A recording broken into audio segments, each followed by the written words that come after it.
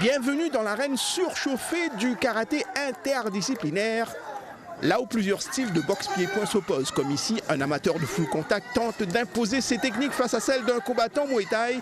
Ça se bat debout, ça peut se finir au sol. Les techniques sont diverses et les coups variés, sont mieux notés les projections au sol et les high kicks.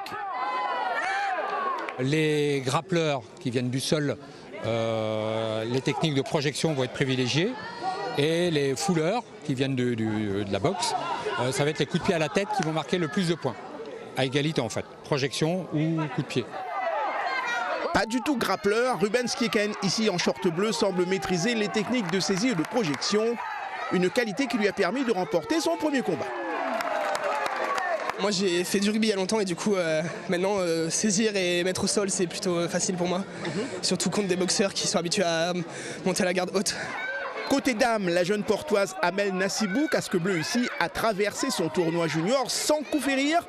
Une victoire avant la limite en demi-finale et une finale techniquement bien maîtrisée contre sa camarade de club, la combattante de la team Expedito Atout d'une future grande. C'est facile à s'adapter et les règles sont à peu près, il y a des coups qu'on ne peut pas faire, du coup c'est pas si compliqué que ça. Ça va. Si effectivement ils ont gagné le combat qu'en faisant des techniques de pied parce qu'ils viennent du pied-point, ça va être un petit peu compliqué de faire des résultats en France. Pareil pour celui qui vient du sol. Donc il faut qu'ils travaillent les deux, quoi.